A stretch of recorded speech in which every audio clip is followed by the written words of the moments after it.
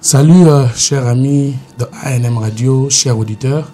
Nous vous souhaitons les bienvenus sur votre radio que vous aimez tant. Nous voulons vous présenter nos remerciements, vous dire merci parce que vous avez choisi ANM Radio, vous avez choisi à rester branché, à écouter tous les programmes qui passent sur notre radio. Nous voulons vraiment vous dire un grand merci. Et aujourd'hui encore, je vais vous inviter dans votre rubrique, ce rubrique que vous aimez tant, ce rubrique le verset de la semaine. Restez attentifs pour suivre et écouter ce que Dieu a pour nous pour cette semaine. Suivez. Shalom, peuple de Dieu. Shalom, shalom. C'est bien moi, votre frère, Atapi Singiamba, de l'Assemblée chrétienne de Charlotte, ici aux États-Unis d'Amérique. Je suis très heureux de savoir que vous êtes vraiment nombreux en train de suivre votre rubrique de la semaine, le verset de la semaine. Et le verset que nous allons prendre pour cette semaine qui va commencer, nous allons lire dans l'évangile selon Saint Matthieu au chapitre 27 et je commence au verset 31. Je dis l'évangile selon Saint Matthieu au chapitre 27 et le verset 31. La Bible dit, après s'être ainsi moqué de lui, ils lui ôtèrent les manteaux, lui remirent ses vêtements et le menèrent pour le crucifier. Notre Seigneur Jésus-Christ était crucifié un jour, bien-aimés, frères et sœurs. Vous savez que l'homme était perdu. Le péché était entré dans le jardin d'Éden. Et quand le péché est descendu, quand le diable est descendu dans le jardin d'Éden, parce que comme nous savons que le péché n'a pas commencé sur la terre, mais le péché a commencé là-bas au ciel. Et quand le péché était descendu sur la terre, c'était comme un rideau noir qui était descendu sur la terre, qui avait empêché beaucoup bien des choses, de bénédictions. Et l'homme était séparé totalement de Dieu. Et l'homme était devenu un vagabond, un errant. Il était en train de parcourir par-ci et par-là, cherchant cet endroit de perfection qu'il avait. Cherchant cet endroit là où il pouvait encore commander la nature. Là où il pouvait commander les lions. Là où il pouvait parler et la chose arrivait. L'homme cherchait cela. Parce que le péché l'avait séparé totalement de Dieu. Et le péché était comme une anesthésie qui avait paralysé même la terre. Bien-aimé.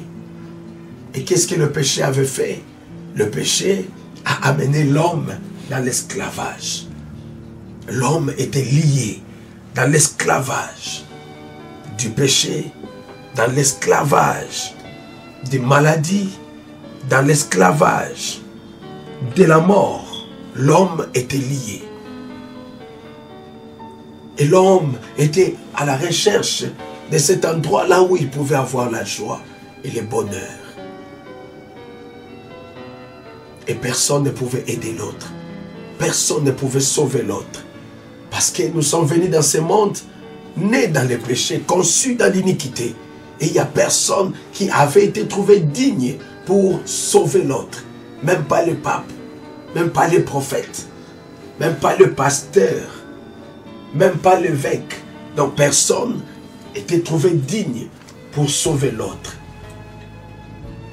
La mort s'est installée dans la vie. Les troubles, les difficultés se sont installées dans la vie. Et l'homme est devenu un errant, un vagabond. Il est en train de chercher comment je peux retourner dans cet endroit où je perdis. Et l'homme était devenu esclave des péchés, esclave de la mort. Mais un jour,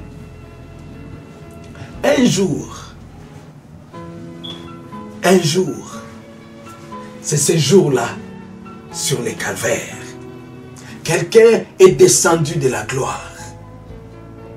Quelqu'un du nom de Jésus-Christ, l'homme bon, il est descendu de la gloire et il fut crucifié, selon là où nous venons de lire dans Matthieu chapitre 27, qu'il fut crucifié. Et ce jour-là, le calvaire a pris une forme. Le Dieu du ciel, parce qu'un homme ne pouvait pas sauver l'autre, le Dieu du ciel, il est venu et il est mort à ta place. Il est mort à ma place. Il est mort pour frayer un chemin, pour que nous puissions retourner vers la chose que l'homme avait perdue. La chose qui faisait la joie de l'homme qui était perdu. Nous devrions retourner dans cela. Voyons un peu qu'est-ce que Frère Branham a dit. Frère Branham dit ici dans la prédication ce jour-là sur le calvaire, au paragraphe 52, il dit que, je commence au paragraphe 53, il dit qu'un jour, ce jour du calvaire, quelqu'un est descendu de la gloire et le calvaire a pris forme. C'est ce jour-là que le prix a été payé.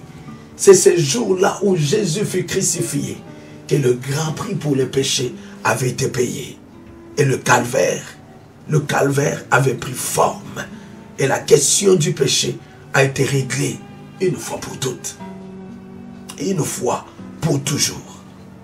Et qu'est-ce que cela avait fait? Cela a ouvert le chemin vers cette chose dont nous avons faim et soif. Vers cette chose-là que l'homme a cherché. Et c'est ce qui nous a amené à un lieu de satisfaction. C'est ce qui a fait que nous puissions arriver dans cet endroit que l'homme était en train de chercher. Et aujourd'hui, aucun homme qui a déjà visité les calvaires, qui a vu ce qui s'est passé là-bas, ne pourra jamais plus être la même personne. Parce que quelque chose doit se passer. Pourquoi? Parce que tout ce qu'il était en train de chercher, tout ce à quoi il n'a jamais aspiré, tout ce qu'il n'a jamais désiré, il les trouve quand il atteint cet endroit appelé le calvaire. Ce jour-là sur le calvaire, Jésus-Christ, il a payé le prix. Jésus-Christ, il a brisé les dos de Satan.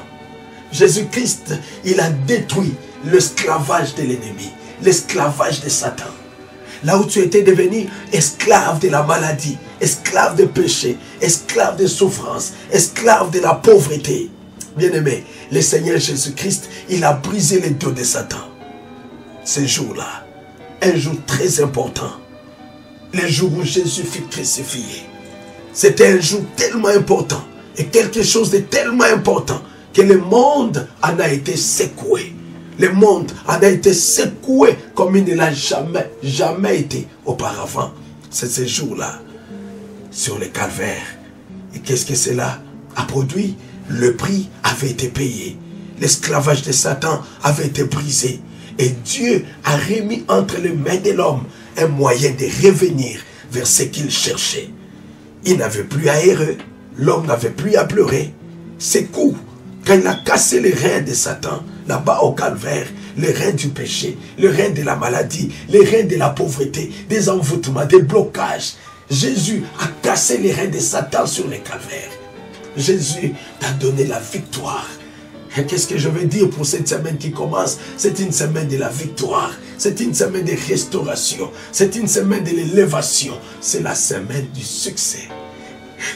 Parce que Jésus, il a déjà payé le prix.